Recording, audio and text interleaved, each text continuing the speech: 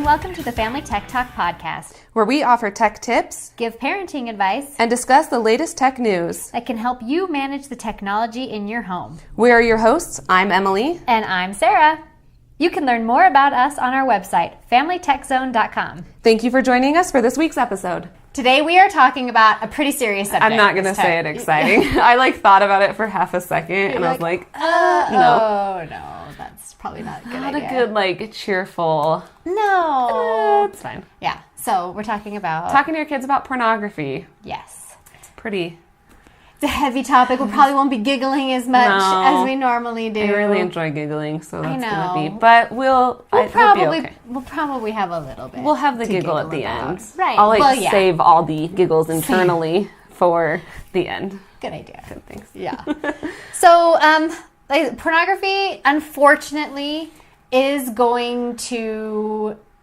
your kids will encounter pornography at some point in their lives. Yeah. There is no ifs anymore. It is just a question of when. Yeah. Average age of first exposure is around 8 and 9 now. That is so I mean, my son crazy. is 9 years old. Oh, gosh. He's itty bitty. And your son is tiny. I know. He is tiny. Yeah. I know people at 6. They were introduced, they first saw at 6. So, I mean, it's, like you said, and I think that's a big thing people don't understand is, we still try to protect them, and there's stuff you can do, but they're going to get it. Yeah. It's just they're going to...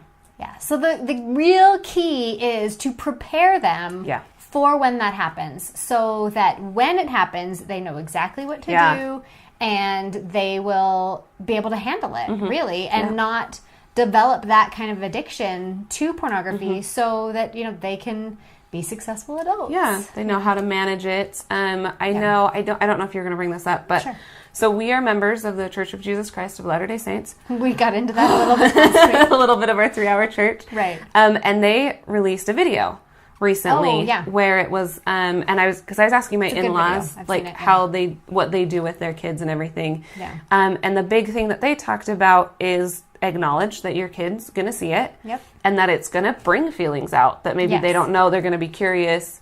But to have that relationship where they just turn it off and come talk to you. Yeah, so that video is based a lot on the book Good Pictures, Bad Pictures. Okay. And it's a great book. And I was looking for it because I have it, but I lend it out so much that it's almost never at my house.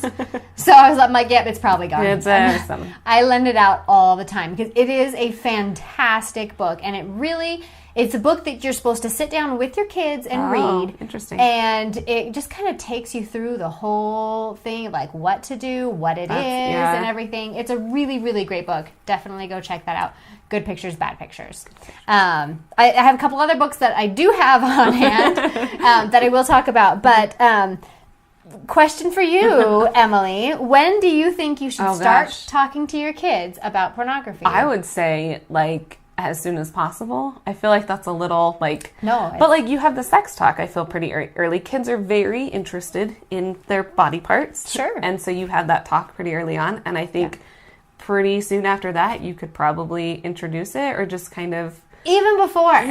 Oh. So really, when you should start talking to your kids about pornography is as soon as you give them access to the internet. Oh, that's actually valid. So if I'm handing my phone over to my toddler, they should already know what to do. So crazy.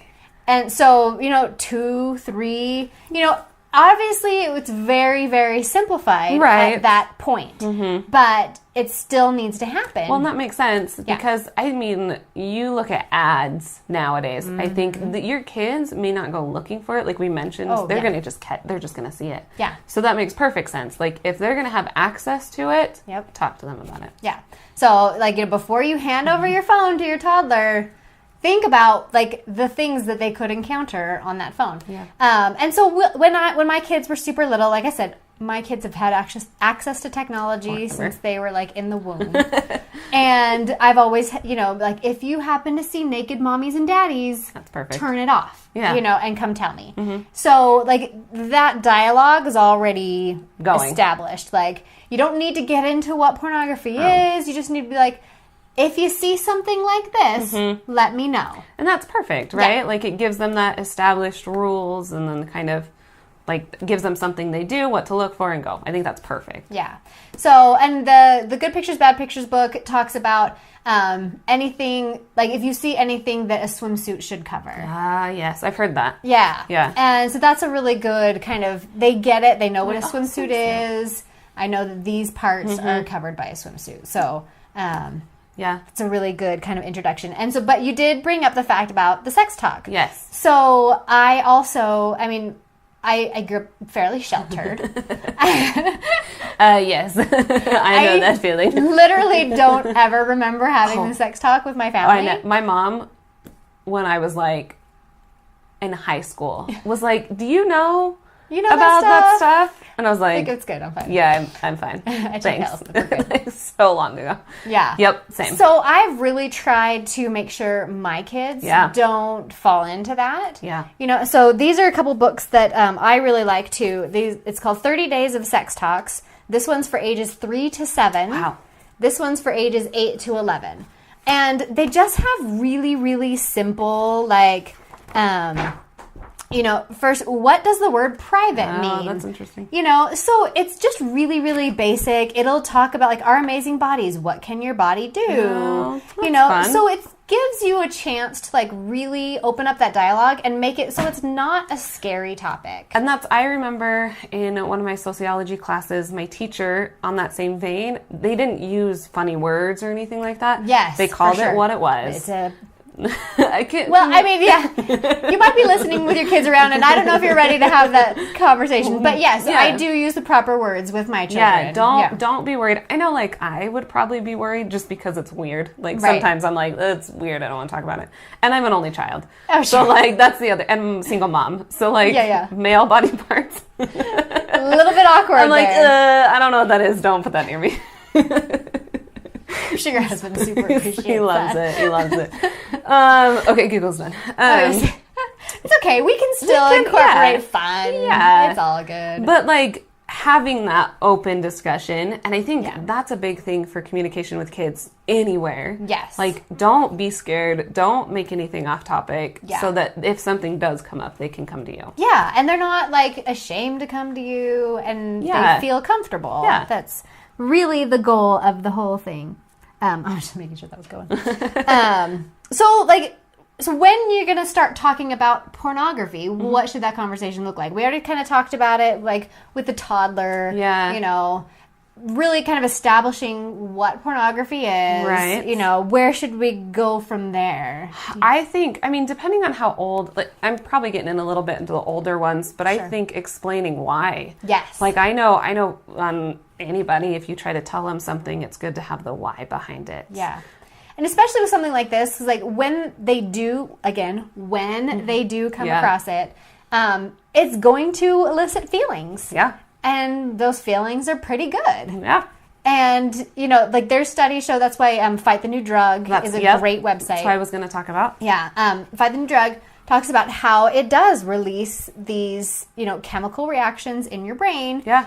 Like drugs. Just exactly. That's exactly what they say pornography is, and it acts just like as a drug. Right. So they're going to get those feelings. Like, it's not a if you feel anything. Right. Because you're going to feel something. You're going to feel something. Yeah. You know, and just letting them know that's completely normal. That's exactly what that video wants you to feel. Yeah. You know, and you just have to learn self-control, basically. You know, like, that is a nice feeling, but so is eating a gallon of ice cream. Actually, yes, that is very nice. You know, but afterwards, you might not feel so good if you eat a gallon of ice cream. You know, learning that self-control, we're like, yes, I know that that's going to feel good, but it's not good for me. And I think, interestingly enough, you brought up the ice cream thing, but I think I'm actually just going to repeat everything you just said, but I'm going to keep going like I meant to do that. Sounds good. It's great. I think it teaches them a way, like, if you have this talk with pornography, it's a great way to have the talk with anything. The same thing with, like, hey, you're going to learn self-control. You're going to need to use that in all aspects of your life. That's what I was trying to tell you. No. That works. It totally makes sense. Yeah. You know, because there are things, you know, like, this is one thing we're dealing with my daughter. she's never had to try in elementary school. Like, she's never had to work hard. And now she's in junior high, and she's in all the advanced classes, and she has homework, and she has to, like, study. Focus, and, like, and do stuff. And she's like, but I want to watch YouTube all day, you know? And I'm like, I get it. That's fun. But you have to do... But there's things you need to do so that you can be a successful adult. And this is one of those things, you know? So, yes, it's going to feel good. And, yes, you're going to be curious and want to see more. But if you can train your brain to not do that... Then you'll be able to go farther and...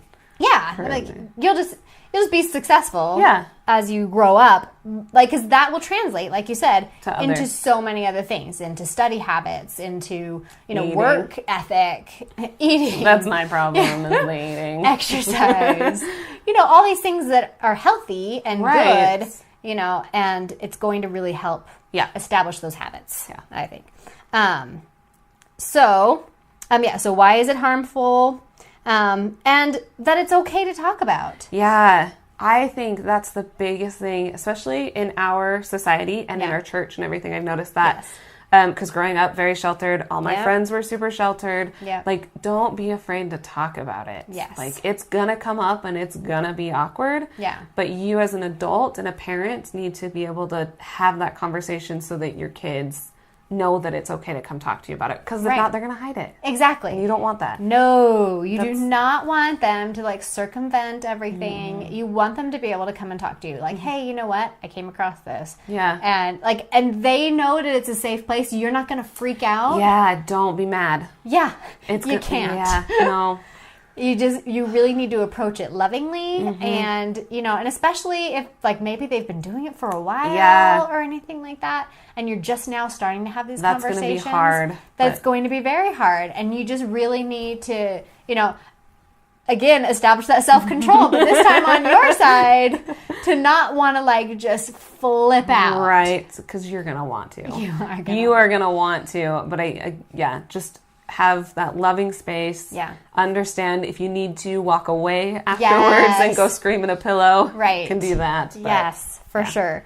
And then, like, that they'll likely be curious. Yeah. And then, like, during this conversation, give them tools for what to do when they encounter it. So what kind of tools do you think we can give our children? The main tool that I think of, we've already said, but it's the walk away. Yeah. Yeah. So if you, like... if they see it, let them know that they just turn it off and walk away. Yeah. Like, the ability to do that. We've also talked a lot about how to block those. Yes. We'll get to filters. Okay. Yeah, I will back up a little bit so then you can... We're getting there. But yeah, like, so one thing is just close your eyes immediately. Because the longer that you see it, like, the more burned in your brain it's going to be. And then another thing, we'll tell an adult right away. And then replace those thoughts. So, like, come up with, like, a song that you sing, or, hum your favorite hymn comes in my head when you do that, but yeah. But, like, so for my daughter, she loves dragons. Like, I'm flying away on a dragon. Oh, that's fun. Like, just something... to replace those thoughts, So as soon as you see it, you're like, okay, and then I'm flying on a dragon. Yeah, a dragon.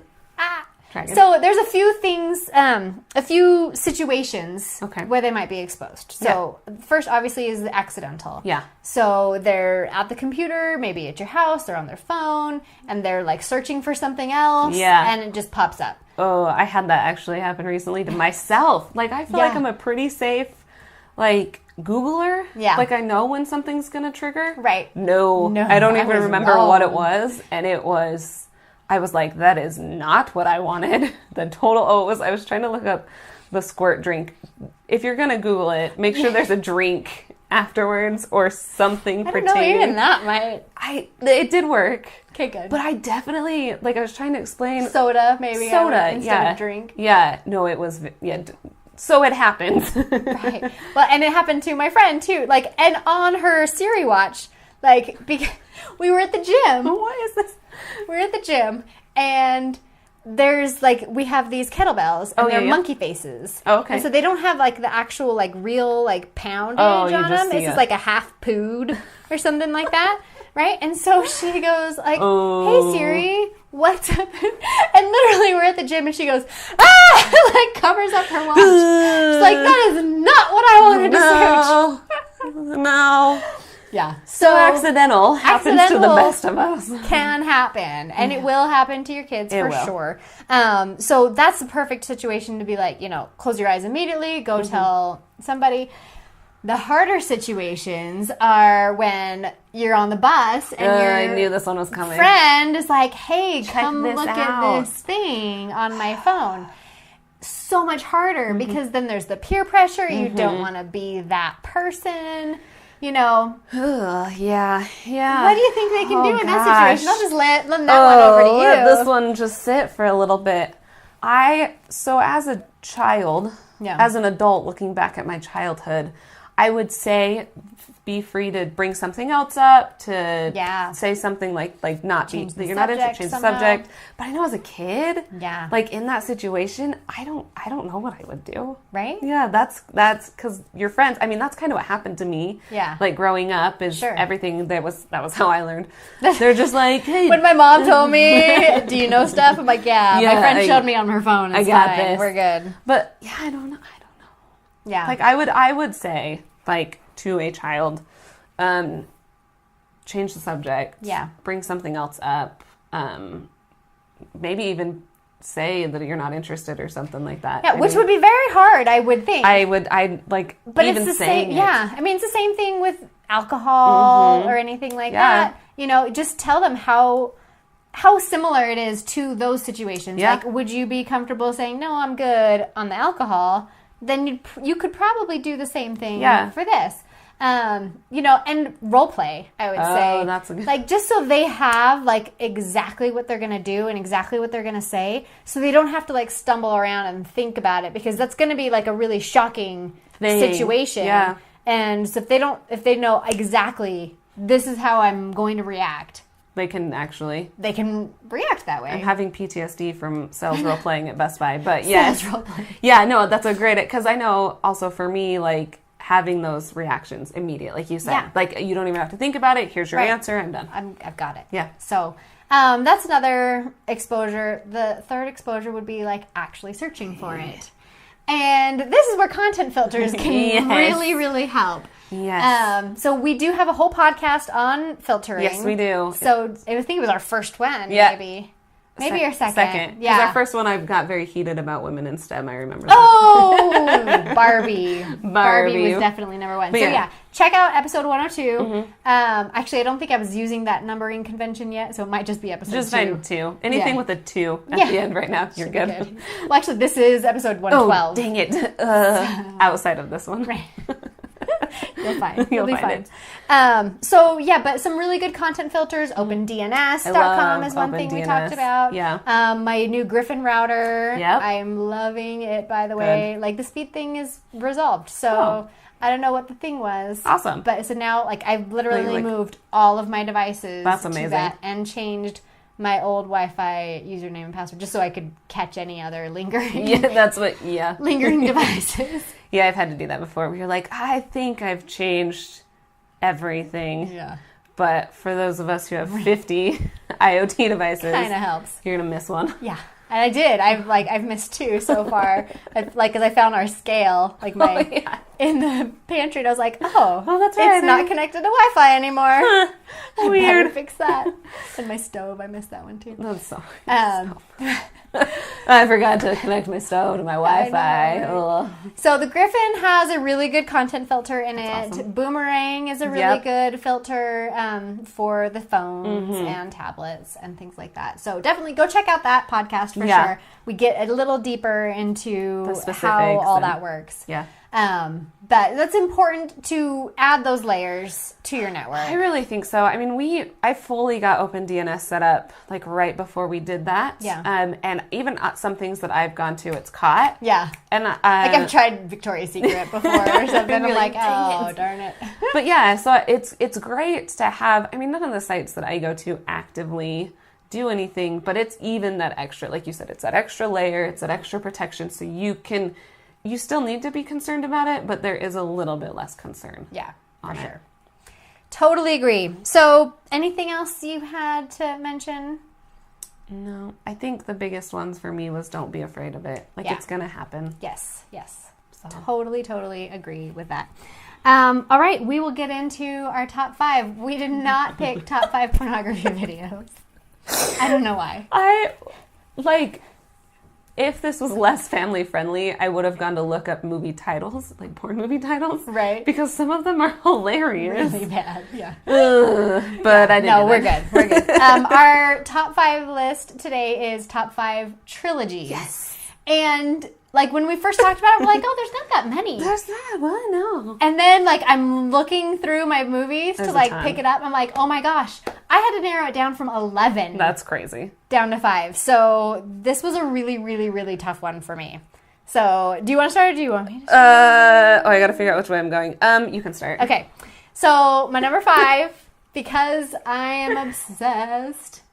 The Santa Claus. Oh, yes. I was thinking Hallmark Christmas movie. It was close. I got the but Christmas there's not parts. real, like they have some part 1 and 2s, but no trilogies. Oh, yeah. So the Santa Claus is like, the fills closest that Christmas need. trilogy that I could get in That's actually there. really good. I didn't think of that one. I know. And so one of my criteria, like I said, with the Disney thing, I had like my own kind of criteria, is that all 3 movies have to be quality. And the third might even be better than the first. I don't know if I've seen the third one. The third one is where they go up to the, like, he's not Santa anymore, and they go up to the North Pole, and Jack Frost is Santa. I haven't seen that one. Oh, it's so great. I do need to, because I really liked the second one a lot, Yeah. like the first and second, and so I really need to see it. I love the Santa Claus trilogy. I just think it's a great feel-good. Like Christmas. Yeah, and it's a good, like I said, trilogies need to, like, all 3 of them need to be really great. Mine, I think all 3 are great, and I will fight anybody,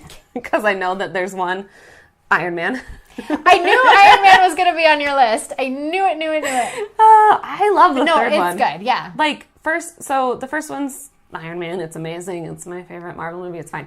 The second one and the third one get a lot of flack from people, but I still really like them. I think they establish the stories. The second one, you get introduced to Black Widow. The third one, I think, is just really funny, and it's still kind of... I love all of the Iron Men, like... Oh, yeah, when they all come, and he's got all these different ones. Yeah. There are issues. Like, I will agree there's tiny issues with the third one, but I still love it. Sure. Yeah, no, it's great. I agree. Good call. Okay, and I really just don't think you can talk about trilogies without... Star Wars. Okay, that's on my list. Original Star Wars. OG Star Wars. Mine says Star Wars OG. Original Star Wars. So episodes 4, 5, and 6. Yes. That's just kind of the start of trilogies, I think. Because there's nothing doing my brain. Or something like that, yeah. And they're just so good, and they started the sci-fi movement. And yeah, that's true. And... Granted, looking back now, and you're like, yeah, those graphics are... Yeah. But for then... Oh, that's amazing. Amazing. And to be fair, there's still some there that I'm like, that's because they used real props and everything, but that's still, I'm still like, that actually looks... That's pretty There's amazing. some that I'm like, that's horrible, but... Garbage Can Robot? Yes, that's my favorite. I love Garbage Can Robot. I will say I watched it recently, all 3. Yeah. Because they were on TV, and... I really wish they'd released the originals. Right, because without all the edits. And Disney came out and said they wouldn't do that to Lucas, but I really wish they would because I missed that. That would be nice. So my number 4 technically counts as a trilogy. Okay. Even though there's 4 movies. Indiana Jones. I didn't even think of that one. That's a great trilogy. No, and I think we talked about it. When we were talking about, like, oh, how many trilogies are there? Like, when we were trying to see if we could really make a top 5 list of this. Indiana Jones. And you said Indiana Jones, and I'm like, well, there's no 4. There's no, It's fine. No. We don't count that one. It's so Indiana Jones. The original 3. The original 3. Perfect. Yes. They're so good, each one. Yeah. Last Crusade is the best. Yeah. That's why I said, like, the third is even, like, better than the first. It's perfect Indiana trilogy. Jones.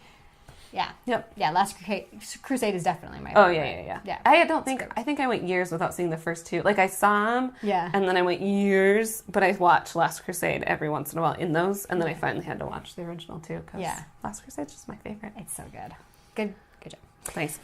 Okay, number 3, Hunger Games. Because, again, this one has technically 4, because this Mockingjay has part 1 and 2. That's right. But it's a trilogy. It's 3. Yeah. It's totally 3. I thought about Hunger Games a lot. Yeah. But it's not on my list. But I do really, really like Hunger Games. Yes. Yeah. I just think it's, again, like, third could be even better than the first. It's really emotional. Yeah. Like, and it's a great storyline that, like, I feel really finishes. That's another criteria that I had for, like, a good trilogy, is that, like, it kind of rounds out, like, it's not we just ran out story. And, like, stopped at 3. It's like we actually meant to do. Right. It's like, it's a good rounded story. Yes. Where, like, they each could individually stand on their own, but, like, as a whole, they're good. They're really good. I love post-apocalyptic stories. Yeah. Like, I love them, but I'm terrified of zombies. Oh. And the biggest post-apocalyptic story, there are zombies. Like, I'm like, every time they're like, oh, it's a cool movie and blah, blah, blah, and there's zombies. And I'm like, oh, gosh. Enough with the zombies already. I'm so scared of zombies. Like, deathly terrified. Okay, what's your number 3? Batman Begins. I don't know, like, what to call the trilogy. Yeah, like, I get it. I didn't even think of that one. But yes, that's a great trilogy. Batman Begins and The Dark Knight and Dark Knight Rises. I just love... My favorite Batman, for sure. I love the take of Batman that they did there.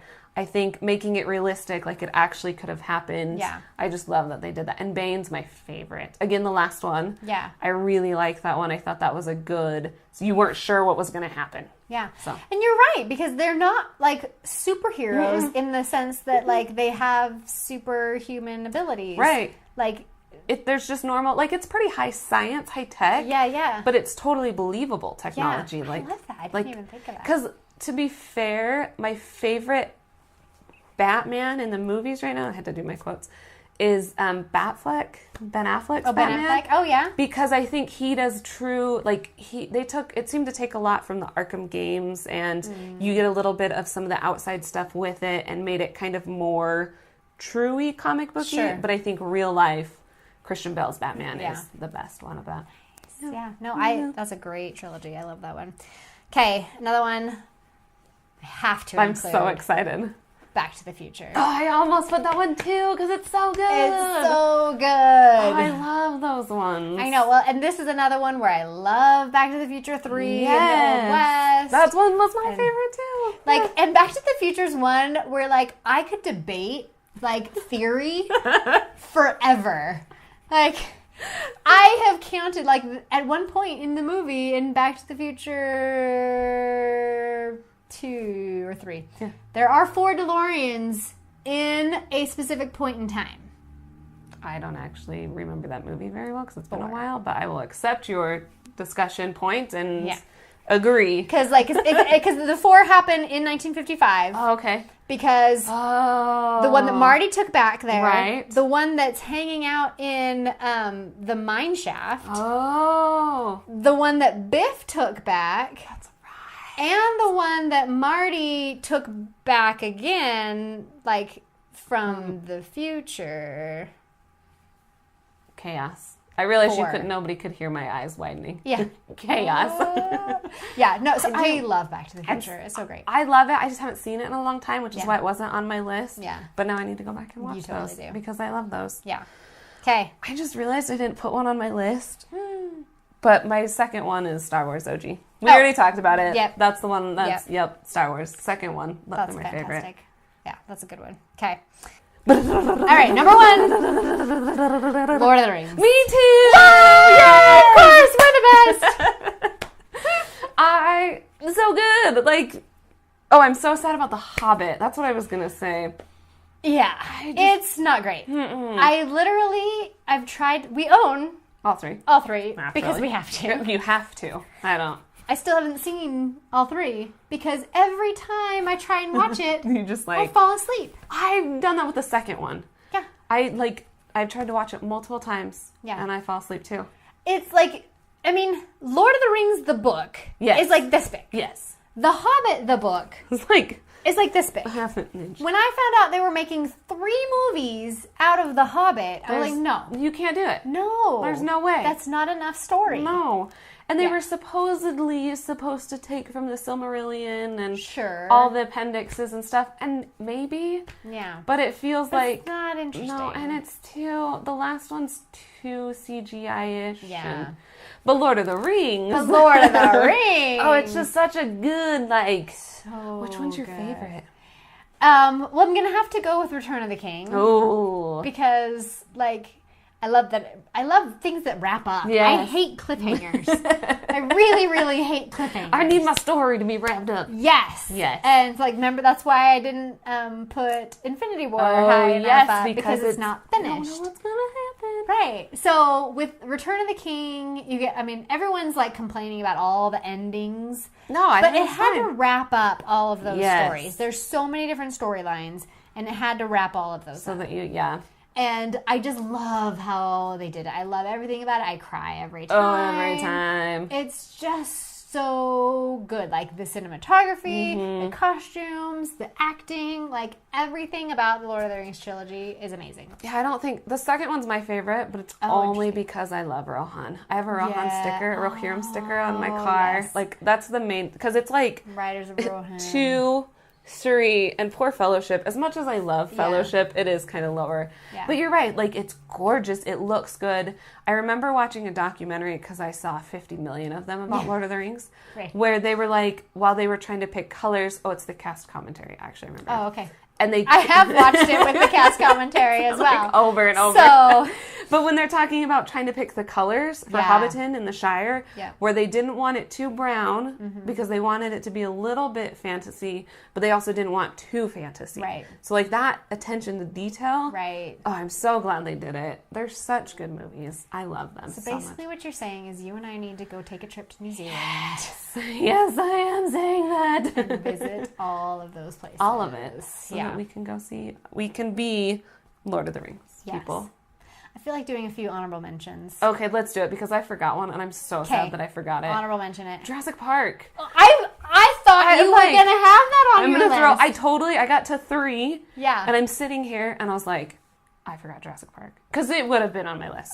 Because like when I saw it in my movies when I was looking, I was like, oh, she's totally. I don't even. It would have been on. My main honorable mention is Captain America. Because, yes, I forgot about that one too. I mean, how could I forget Captain America? But as a trilogy, because it's weird. They don't like to your specific things. They're criteria. Your criteria. It like the story doesn't end. Yeah. Like with Iron Man. They did sort of wrap it up. Yeah. Like, he got his chest fixed. Everything's cool. Although he's in other movies, you get that nice little tiny bow. Yeah. Captain America, they're just like, nah.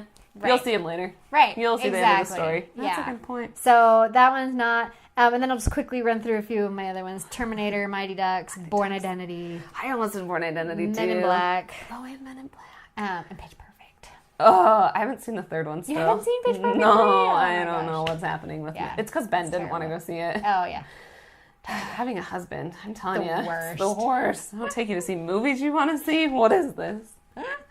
That's awesome. So, cool. Wait, jar. Are you gonna go for a jar? You want me to? I need to. Yeah. There we go. All right, got it. Okay. Okay, I'll let you pick. Did you have any more honorable mentions, No, I'm just sad I missed Jurassic Park. Second Jurassic Park. I'm for sure she's gonna have Jurassic Park. The Chris Pratt Jurassic Park as we finish, or once it finishes, will be on my list probably as well. Oh, for sure. Okay, I'm ready. What is it? Cyberbullying. Ooh, it's another heavy topic. We're going heavy. So you got all the fun ones. I know. And now you have some fancy, heavy. Right. Interesting. All right. Well. Okay. Don't forget to subscribe. Please subscribe. Finger guns. Talk to us. Talk to us. Twitter. I'm at Family Tech Zone on Twitter.